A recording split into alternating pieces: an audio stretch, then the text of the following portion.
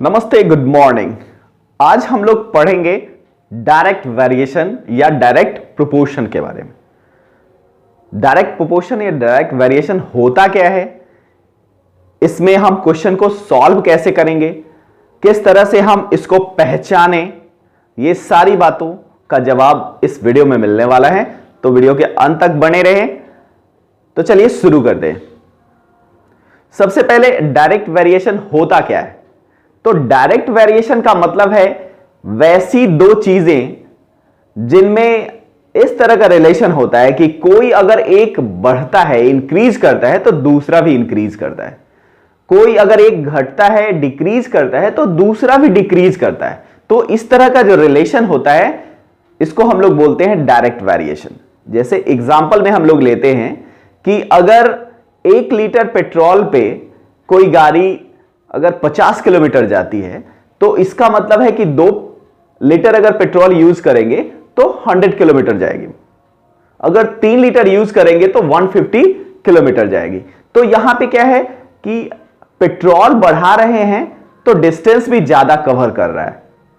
या फिर दूसरा एग्जांपल ले लेते हैं। मान लीजिए अगर 1 रुपए में एक टॉफी मिल रहा है तो 2 रुपए में 2 मिलेगा, 3 में 3 मिलेगा, 5 रुपए में 5 टॉफी मिलेगा। मतलब कि जैसे जैसे हमारा अमाउंट, हमारा मनी बढ़ता जा रहा है, पैसा बढ़ता जा रहा है, तो हमें जो सामान मिल रहा है उसकी क्वांटिटी भी इंक्रीज कर रही है। तो इसका मतलब है ये सारी चीजें क्या है, डायरेक्ट वेरिएशन में। तो चलिए इससे रिलेटेड एक क्वेश्चन करते हैं। जैसे एक क्वेश्चन है आपका, a train is 130 metre long and its speed is 54 kilometre per hour. How much time it will take to cross the platform of length 120 metre? इसका मतलब 130 मीटर लंबी ट्रेन है जिसका स्पीड 54 किलोमीटर पर आवर है और उसको 120 metre लंबा platform को पार करना है। तो कितना टाइम लगेगा? यहां पे क्या निकालना है? सबसे पहले टाइम निकालना है और डिस्टेंस दिया हुआ है।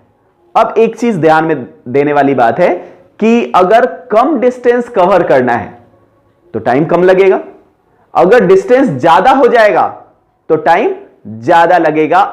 इफ स्पीड इज फिक्स, अगर स्पीड फिक्स है तो कम डिस्टेंस को कवर करने के लिए कम टाइम लगेगा और ज्यादा डिस्टेंस को कवर करने के लिए ज्यादा टाइम लगेगा। तो यहां स्पीड फिक्स है और स्पीड क्या है आपका?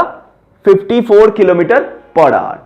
तो स्पीड है आपका 54 kilometre per our, speed fix है, लेकिन डिस्टेंस आपको दिया हुआ है 130 मीटर लंबा ट्रेन और प्लेटफॉर्म 120 मीटर। अब यहां पे डिस्टेंस कितना कवर करना पड़ेगा? तो जितना ट्रेन का लेंथ है प्लस जितना आपका प्लेटफॉर्म का लेंथ है, ये दोनों डिस्टेंस को ऐड करना पड़ेगा। और इस पूरे डिस्टेंस को जब ट्रेन कवर करेगी तो ट्रेन प्लेटफॉर्म से पूरी की पूरी बाहर निकल जाएगी। तो चलिए सॉल्व करते हैं।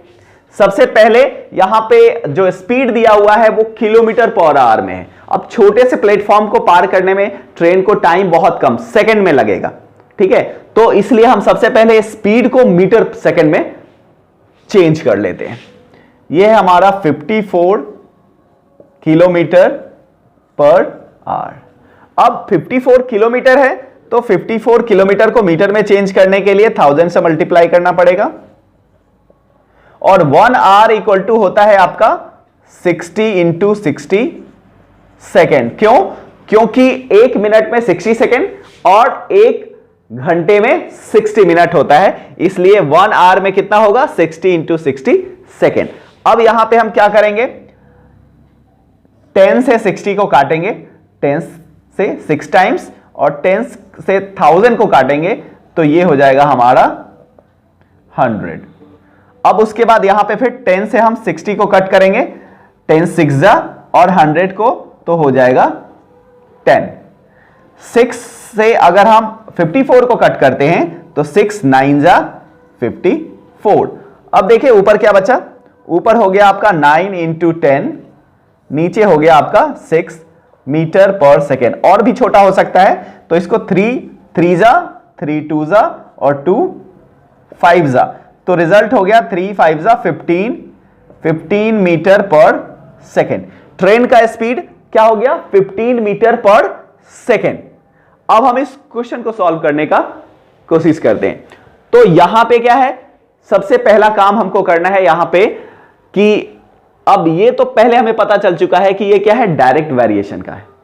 तो सबसे पहले हम टेबल बनाएंगे, टेबल जिसमें हम लिखेंगे यहां पे डिस्टेंस कवर किया जा रहा है, डिस्टेंस, और दूसरा है आपको टाइम।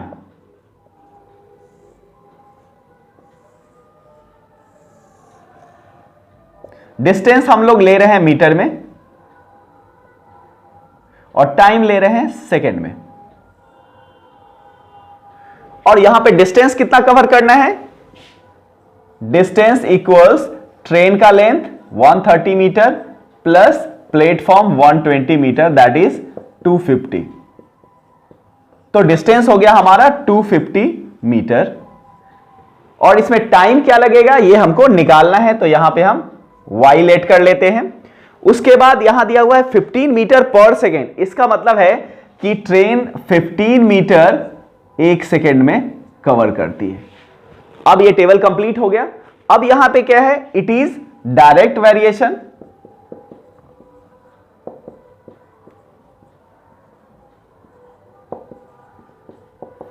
और डायरेक्ट वेरिएशन में क्या होता है, इसका रेशियो जो होता है वो कांस्टेंट होता है। इट मींस डायरेक्ट वेरिएशन में हम लोग करते हैं x1y y1 equal to x2y y2।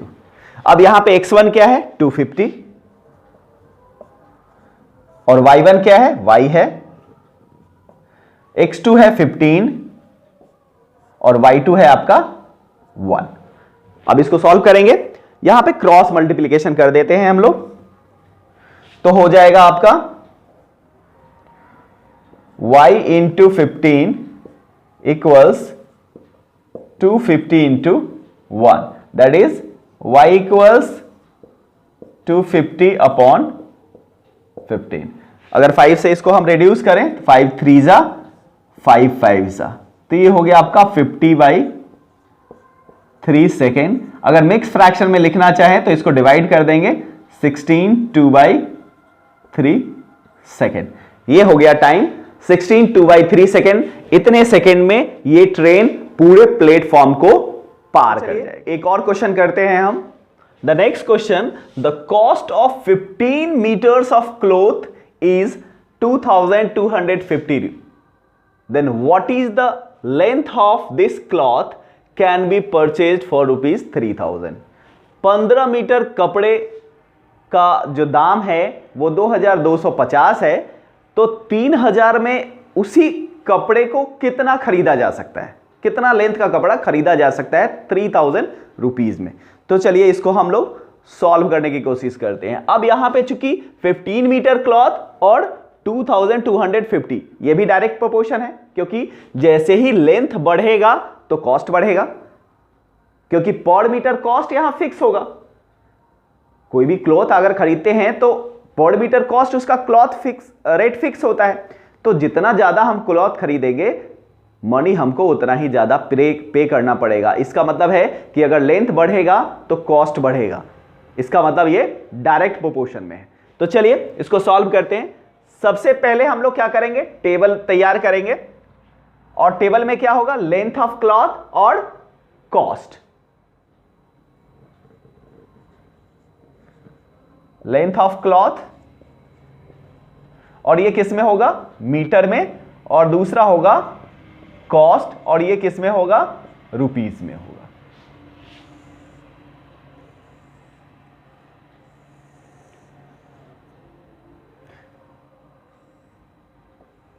चलिए अब यहां पे क्या है, आपका 15 मीटर है। 15 मीटर और कितने में खरीद रहे हैं, 2250 रुपीज में। और कितना मीटर क्लॉथ खरीदेंगे ये हमको पता नहीं है, तो इसको हम लोग एक्स लेट कर लेते हैं। लेकिन ये पता है कि कितना पैसा है हमारे पास, तो हमारे पास है 3000 रुपीज। अब 3000 में कितना मीटर क्लॉथ आएगा ये हमको कैलकुलेट करना है। तो इट इज डायरेक्ट प्रोपोर्शन। सबसे पहले it is direct proportion,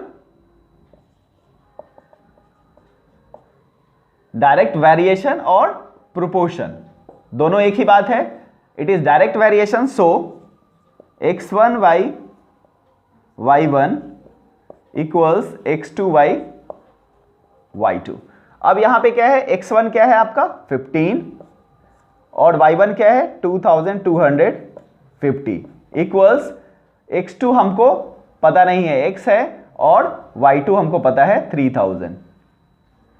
cross multiplication करेंगे तो हो जाएगा 15 इंटू 3000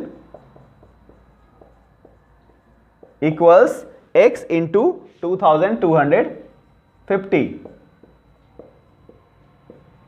अब यहां से x की वैल्यू निकालनी है तो x को इधर ही रहने देंगे और ये हो जाएगा 15 इंटू 3000 अपॉन, उस तरफ से इस तरफ आएगा तो मल्टीप्लाई में है, इधर आपका डिवाइड में हो जाएगा। अब देख लीजिए, इसको हम 10 से अगर कट करते हैं तो 225 और 10 से इसको कट करेंगे तो 300। अब 15 से इसको कट कर सकते हैं, 15 के टेबल में आता है 15 1 जा 7 रिमाइंडर आएगा तो 75, 15 5 जा 15 जा होता है 225। अब क्या हो गया, 15 से 300 को कट करेंगे 2 जा 20, सो x इक्वल्स 20 मीटर। तो 3000 में कितना मीटर क्लॉथ खरीदेंगे, 20 मीटर। देख रहे हैं 15 मीटर 2250 रुपीज में और 3000 रुपीज में कितना आएगा 20 मीटर।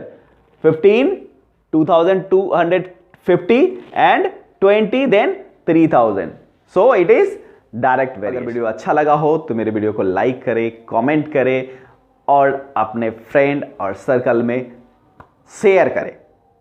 अगर आप इस तरह के वीडियो को पसंद करते हैं तो मेरे चैनल को सब्सक्राइब करें और बेल आइकन को प्रेस करना ना भूलें ताकि इस तरह के वीडियो अपडेट आपको इंस्टेंट मिलता रहे। Thank you, bye bye.